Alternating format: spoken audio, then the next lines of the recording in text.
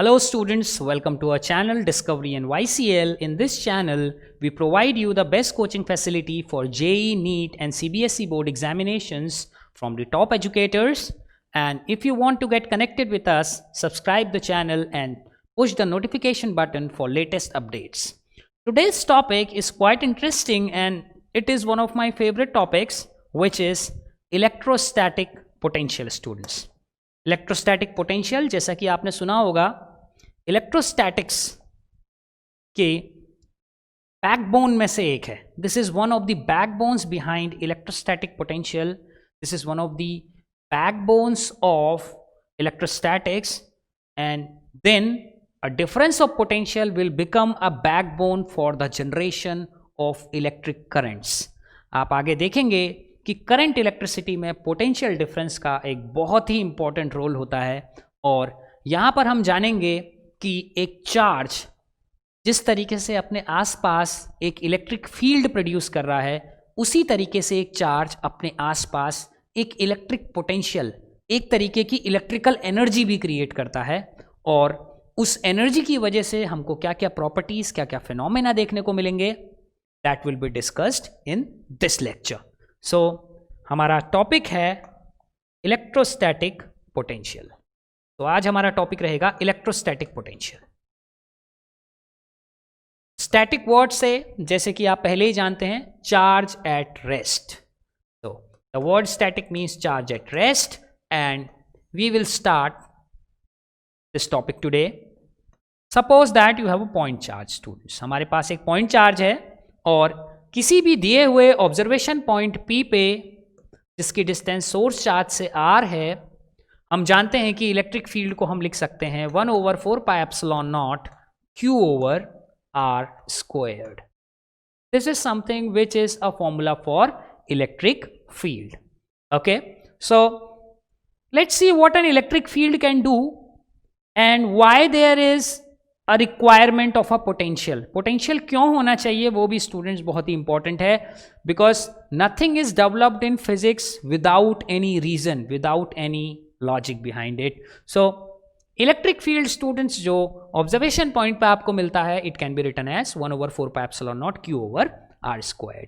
और ये field responsible होता है स्टूडेंट्स इस पॉइंट पे रखे हुए किसी रैंडम चार्ज या किसी टेस्ट चार्ज के ऊपर जो फोर्स अप्लाई हो रहा है उसके लिए. स्टूडेंट्स सपोज कीजिए कि कोई भी रैंडम चार्ज जो है स्टूडेंट्स, वो क्या कर रहा है, इस चार्ज के इन्फ्लुएंस में मोशन करना शुरू करता है. यानी कि इस चार्ज का फील्ड जो है उस टेस्ट चार्ज को, सपोज कीजिए कि वो पॉजिटिव है, उसको रिपेल कर रहा है. तो अगर ये सोर्स चार्ज किसी टेस्ट चार्ज को रिपेल करेगा स्टूडेंट्स, तो उस रिपल्सन के दौरान वो क्या कर रहा है, उसको फोर्स महसूस हो रहा है स्टूडेंट्स, और वो डिस्प्लेसमेंट भी कर रहा है. अगर वो डिस्प्लेसमेंट कर रहा है स्टूडेंट्स, तो इसका सिग्निफिकेंस क्या है? इसका सिग्निफिकेंस ये है कि फोर्स के इन्फ्लुएंस में जब आप डिस्प्लेसमेंट करते हैं, you will have to do some work and the work will be equal to a change in energy according to the work energy theorem. Work energy theorem के अकॉर्डिंग जो भी work आप करते हैं स्टूडेंट्स, वो change in energy के बराबर होता है. सो इट मींस जब भी इलेक्ट्रिकल फील्ड के इन्फ्लुएंस में कोई चार्ज्ड पार्टिकल एक पॉइंट से दूसरे पॉइंट तक जाएगा, तो ऑब्वियसली उसके ऊपर कुछ ना कुछ वर्क होगा. और वर्क का होना यह गारंटी देता है कि उस चार्ज्ड पार्टिकल की जो एनर्जी थी वो मॉडिफाई हो चुकी है, वो बदल चुकी है. और अगर एनर्जी बदली है स्टूडेंट्स, तो इसीलिए हमको यह भी जरूरी हो जाता है, एनर्जी के बदलने को समझाने के लिए हमारे लिए जरूरी है कि हम ये बता पाएं कि पहले पॉइंट जहां पर वो चार्ज इनिशियली लोकेटेड था, वहां पर उस चार्ज की एनर्जी कितनी थी. Because we need it. In order to define a difference in energy, you have to define what is the energy at a single point. Then you can subtract the energy between two points. तो हमें चाहिए एक दिए हुए point पे charge की energy. जैसा कि आपने ग्रेविटेशन में भी पढ़ा होगा स्टूडेंट्स, ग्रेविटेशनल पोटेंशियल के बारे में क्लास 11th में हम डिस्कस करते आए हैं कि जब भी कोई बॉडी किसी दूसरी बॉडी के ग्रेविटेशनल फील्ड में होती है, जैसे अर्थ के ग्रेविटेशनल फील्ड के साथ स्टूडेंट्स हम बाउंडेड हैं, okay, and that boundation has a negative energy because this boundation is of attraction type. ये बाउंडेशन जो है स्टूडेंट्स वो अट्रैक्शन के फॉर्म की है. तो अगर हमें अर्थ के ग्रेविटेशनल फील्ड से बाहर निकलना होता है तो हमको पहले इस नेगेटिव एनर्जी को, जिस एनर्जी के साथ हम अर्थ के ग्रेविटेशनल फील्ड से बाउंड बंधे हुए हैं, उस एनर्जी को पहले हमें ओवरकम करना पड़ता है, यानी कि पहले उससे ज्यादा एनर्जी हमें लगानी पड़ती है। तो इस तरीके से हर सिस्टम की, वो भले ही अट्रैक्टिव हो या रिपल्सिव सिस्टम हो स्टूडेंट्स, उसकी कुछ ना कुछ, उस कॉन्फ़िगरेशन की कुछ ना कुछ एनर्जी जरूर होती है। अब उस एनर्जी का कैलकुलेशन कैसे हो, that is an open question, that how to calculate this energy. So हम ये देखना चाहते हैं कि किसी एक दिए हुए पॉइंट पे एक सोर्स के इन्फ्लुएंस में एक चार्ज की एनर्जी क्या है। तो इसके लिए ये जरूरी है हम ये पता करें कि चार्ज के ऊपर कितना वर्क हुआ या चार्ज ने कितनी एनर्जी गेन करी। ओके, तो अभी भी ओपन क्वेश्चन ये रहता है कि चार्ज का मोशन हम कहां से स्टार्ट करें, कहां से शुरू करें, जहां से हम मेजरमेंट करेंगे एनर्जी गेन का, यानी कि वर्क का मेजरमेंट हम कहां से शुरू करें। तो उसके लिए हम एक पॉइंट डिफाइन करते हैं स्टूडेंट्स, इंफिनिटी। सिग्निफिकेंस क्या है? सिग्निफिकेंस ये है कि अगर हमारे पास एक सोर्स चार्ज है बच्चों, तो हम ये जानते हैं कि अगर हम इससे कुछ दूरी पे एक और चार्ज रख दें तो इनके बीच में या तो अट्रैक्शन होगा या रिपल्सन होगा। वो इस बात पे डिपेंड करेगा कि इन दोनों का नेचर अपोजिट है तो अट्रैक्शन होगा, और अगर इन दोनों का नेचर सेम है तो इनके बीच में रिपल्सन होगा। और अट्रैक्शन और रिपल्सन है तो ऑब्वियस बात है स्टूडेंट्स, अट्रैक्शन या रिपल्सन की कोई ना कोई एनर्जी तो जरूर होगी। जैसे अर्थ और हमारे बीच में अट्रैक्शन था, so we have a negative energy between us which is defined as -g capital M small m upon RE, where R is the radius of earth. आप ये जानते हैं ग्रेविटेशनल पोटेंशियल की डेफिनेशन से। सो सिग्निफिकेंस यहां पर भी स्टूडेंट्स वही है, बिल्कुल same mathematics, but the constants are changed only and masses are replaced by charges. So हम डिफाइन करने वाले हैं कि किसी भी चार्ज के आसपास पोटेंशियल कैसे आता है। ओके, सो जब भी हम किसी पॉइंट चार्ज की बात करते हैं स्टूडेंट्स, तो पॉइंट चार्ज अपने आसपास फील्ड क्रिएट कर रहा है r डिस्टेंस के एक पॉइंट पर, और इस पॉइंट पे हम देखना चाहते हैं कि अगर हम एक चार्ज Q0 को रख दें तो उसकी कितनी अट्रैक्टिव या कितनी रिपल्सिव एनर्जी उसकी होगी। ओके, तो इसके लिए हमें यह पता करना पड़ेगा कि इस चार्ज को इंफिनिटी से यहां तक लाने में कितना वर्क किया। बिकॉज आप जानते हैं कि अगर +Q और Q0 के बीच का सेपरेशन इनफाइनाइट हो जाए तो इन दोनों के बीच में ना तो कोई अट्रैक्शन रह पाएगा ना ही कोई रिपल्सन, क्योंकि according to the Coulomb's law अगर R की वैल्यू आप इंफिनिटी रख देते हैं तो फोर्स इमीडिएटली 0 हो जाता है। सो सिग्निफिकेंस ये है कि अगर Q और Q0 के बीच का सेपरेशन इनफाइनाइट हो जाए, उस पर्टिकुलर केस में इनके बीच में कोई भी अट्रैक्शन या रिपल्सन का फोर्स काम नहीं करता। It means this system neither attracts nor it repels each other. और इससे हमें पता चलता है कि इनफाइनाइट सेपरेशन के दौरान ना तो इनकी कोई अट्रैक्टिव एनर्जी होती है, ना ही इनकी कोई रिपल्सिव एनर्जी होती है, और दोनों में से कुछ नहीं है। तो इसका मतलब अभी सिस्टम की एनर्जी क्या है? 0। Thus energy of this system, this two charge system Q and Q0 is 0 at this moment when the charge Q0 is at infinity. तो infinity वो डिस्टेंस है स्टूडेंट्स जहां पर जाके +Q चार्ज का इंफ्लुएंस, +Q चार्ज का प्रभाव Q0 के ऊपर क्या हो गया है? 0 हो गया है। तो कोई अट्रैक्शन, कोई रिपल्सन अभी नहीं है। ओके, अब मुझे क्या करना है? अभी +Q और Q0 जो है स्टूडेंट सेम नेचर के हैं, तो हम इंफिनिटी से Q0 चार्ज को इसकी ओर लाना शुरू करते हैं। We start moving a charge Q0 from infinity to this point. हमें Q0 चार्ज को वहां से लाके इस पॉइंट पे सेटल करना है स्टूडेंट्स। तो ऑब्वियस बात है कि अगर एक पॉइंट हम यहां पर चूज कर लें स्टूडेंट्स Q, जिसकी डिस्टेंस +Q से x है। Okay, the distance from +Q charge is x, और हम इसको एक छोटा सा डिस्प्लेसमेंट इस डायरेक्शन में दें dx, तो आप ये जानते हैं कि जो +Q है वो इस डिस्प्लेसमेंट को अपोज करेगा स्टूडेंट्स, क्योंकि +Q Q0 के ऊपर क्या लगा रहा है? रिपल्सन लगा रहा है। तो +Q चाहता है कि Q0 उससे दूर रहे, लेकिन आप एक्सटर्नल वर्क करके उसको क्या कर रहे हैं? Q0 की ओर को ला रहे हैं, उस Q0 को Q चार्ज की ओर को ला रहे हैं। तो अगर आप ऐसा करेंगे तो आपको इस रिपल्शन के अगेंस्ट वर्क करना पड़ेगा, और अगेंस्ट वर्क करेंगे तो इस सिस्टम में एनर्जी स्टोर होगी। जैसा कि आप पहले से जानते हैं, जमीन पे पड़ी हुई किसी भी चीज को, an object which is lying on the floor, जब भी हम उसे किसी हाइट पे रख देते हैं तो हम ग्रेविटी के अगेंस्ट कुछ करते हैं, बिकॉज ग्रेविटी नेवर वांट्स कि एक पेन जो है वो जमीन पे पड़ी हुई है और वो टेबल पे चली जाए। Okay, so we have to do some work against gravity which stores some energy inside the object. mgh के बराबर वो एनर्जी होती है। बिल्कुल ऐसे ही स्टूडेंट्स, प्लस क्यू चार्ज ये चाहता है कि क्यू नॉट जो इंफिनिटी पर ही बना हुआ रहे, बिकॉज अगर वो क्लोज आने की कोशिश करेगा then there will be a repulsive force between them and that will push Q naught charge again to infinity. वो क्यू नॉट को फिर से इंफिनिटी की ओर को पुश कर देगा। लेकिन आप एक्सटर्नल वर्क करके इसे अपोजिट डायरेक्शन में ला रहे हैं। So what you will see that कि प्लस क्यू चार्ज जो क्यू नॉट, जब क्यू नॉट की पोजीशन यहां पर पहुंच गया है, जब क्यू नॉट उस पर जो फोर्स लगा रहा है उसकी डायरेक्शन क्या होगी स्टूडेंट्स, ये होगी एफ वेक्टर।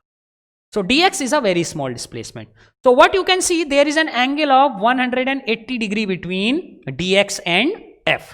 तो अगर आप फोर्स को कैलकुलेट करेंगे students, then you can write 1 over 4 pi epsilon naught. The first charge is q, the second charge is q naught, and the distance for point p is x square. Now you can see the displacement which is done can be written as dx. And F and dx are in opposite direction. जिस direction में force है उसके opposite direction में आप displacement करवा रहे हैं। तो सिग्निफिकेंस क्या है कि जो वर्क होगा स्टूडेंट्स उसको आप एक्सपैंड करेंगे F dot D X, force into displacement का dot product, and it can be written as F D X. This is the magnitude of force and that is the magnitude of the small displacement, the infinitesimal displacement. Students, infinitesimal ही लेने के पीछे एक बहुत special reason होता है। आप ये जानते हैं स्टूडेंट्स कि अगर आप x की वैल्यू को बदलेंगे, इस x की वैल्यू को बदलेंगे तो तुरंत क्या होगा, फोर्स भी मॉडिफाई हो जाएगा। सो जो डिस्टेंस, जो डिस्प्लेसमेंट आप लेंगे वो इतना ज्यादा छोटा होना चाहिए कि उस दौरान फोर्स को कांस्टेंट लिया जा सके।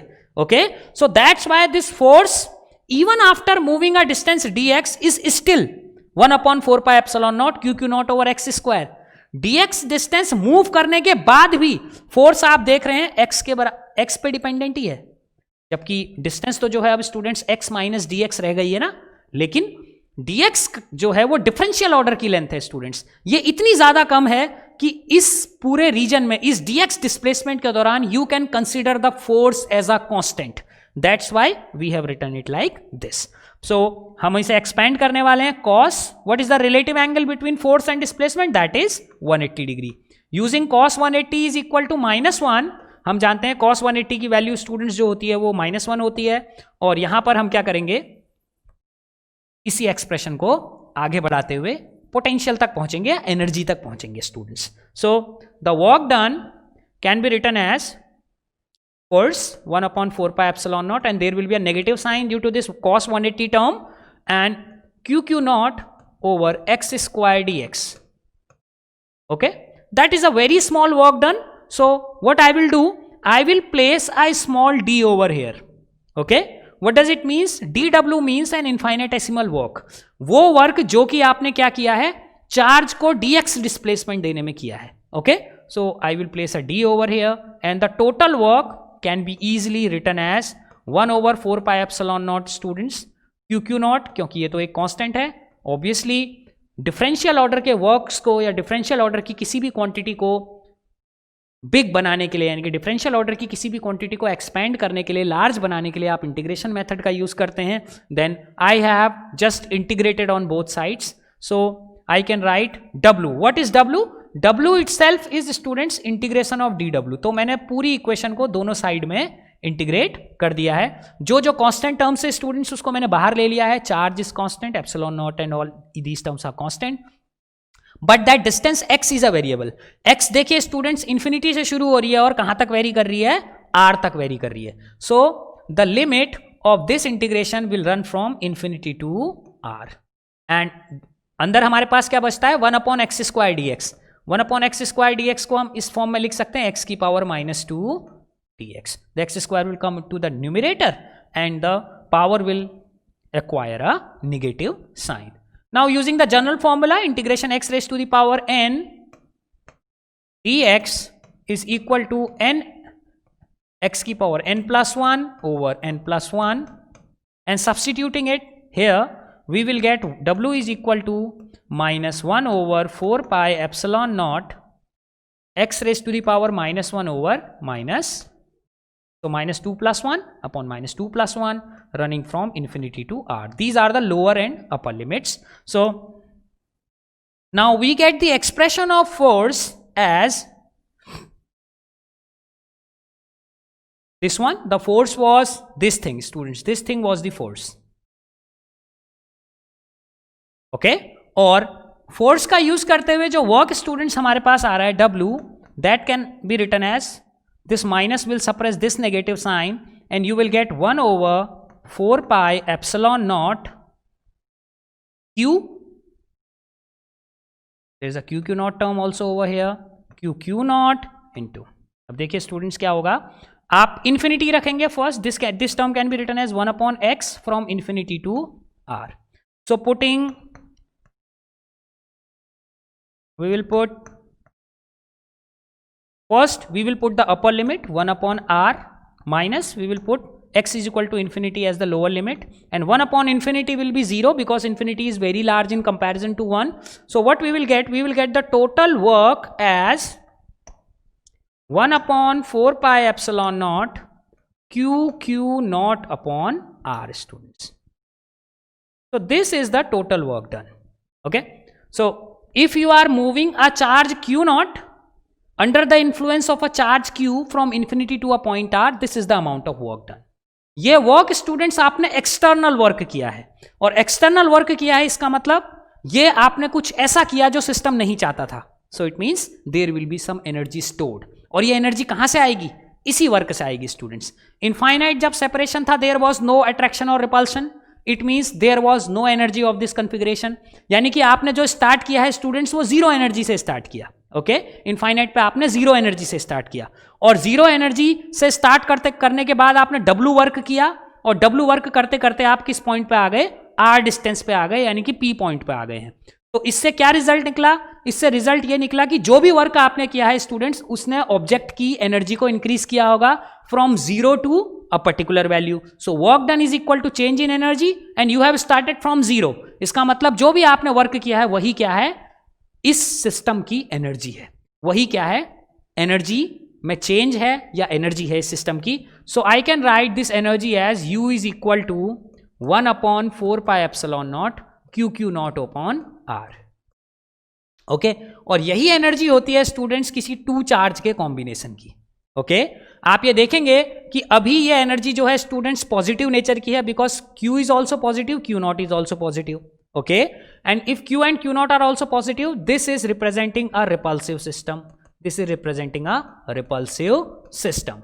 And similarly students, अगर इसमें से एक चार्ज जो है वो नेगेटिव साइन एक्वायर कर ले, उस पर्टिकुलर केस में क्या होगा, इसके आगे एक नेगेटिव साइन आ जाएगा जो कि एक अट्रैक्टिव सिस्टम को रिप्रेजेंट करता है. जैसे कि अर्थ आपने देखी होगी, अर्थ और मेरा अगर मैं ग्रेविटेशनल एनर्जी कैलकुलेट करूं, it acquires a negative sign. A negative sign is indicating an energy of attraction. Okay, so this is the same which happens over here. So U is equal to 1 upon 4 pi epsilon naught QQ naught over R. Now how we define the potential? The potential at point P is defined as the work done in moving a unit test charge from infinity. Okay, so it means अगर Q not की value जो है वो unit हो जाए, यानी कि वो एक यूनिट टेस्ट चार्ज हो, तो जो वर्क आप कर रहे हैं वही क्या है स्टूडेंट्स, पोटेंशियल की फॉर्म में डिफाइन किया जाता है. या जो एनर्जी यूनिट चार्ज को इन्फिनिटी से लाने में P पॉइंट तक गेन कर लेता है वो चार्ज, उसी को हम क्या कहते हैं, सोर्स चार्ज का पोटेंशियल कहते हैं उस पर्टिकुलर पॉइंट पे. So you can write Vp is equal to 1 upon 4 pi epsilon naught Q over R. तो ये है स्टूडेंट्स एक्सप्रेशन पोटेंशियल का ऑब्जर्वेशन पॉइंट P पे. वेरी इंपॉर्टेंट एक्सप्रेशन, बिकॉज हम जानते हैं इलेक्ट्रिक फील्ड के इन्फ्लुएंस में फोर्सेस लगते हैं चार्ज के ऊपर, और अगर चार्ज उन फोर्सेस के इन्फ्लुएंस में मोशन करना शुरू कर दे स्टूडेंट्स, चार्ज अगर उन फोर्सेस के इन्फ्लुएंस में मोशन करना शुरू कर दे तो there will be a displacement, और डिस्प्लेसमेंट होगा तो चार्ज जो होगा स्टूडेंट्स उसके ऊपर कुछ वर्क होने लगेगा. That work will change the energy of charge. That work will change the energy. वो वर्क चार्ज की एनर्जी को बदलेगा, और बदलने का मतलब यह है कि चार्ज की जो एनर्जी शुरुआत में थी और मोशन के बाद जो एनर्जी है that will be different. So whenever there is a field and the charge moves in the influence of a field, there will be some modification in its energy. लेकिन उस energy का modification कितना होगा, उस modification को पता करने के लिए यह जरूरी है कि हम यह पता कर पाए कि एक पॉइंट पे एनर्जी कितनी थी, और उस एनर्जी को डिफाइन हम करते हैं पोटेंशियल के टर्म्स में. तो that is the physical significance of potential and the applications of potential and how potential is related to electric field हम आगे देखेंगे स्टूडेंट्स, नेक्स्ट लेक्चर्स में देखेंगे. So if you like this video, subscribe our channel, share it with your friends and press the notification button for latest updates. Thank you.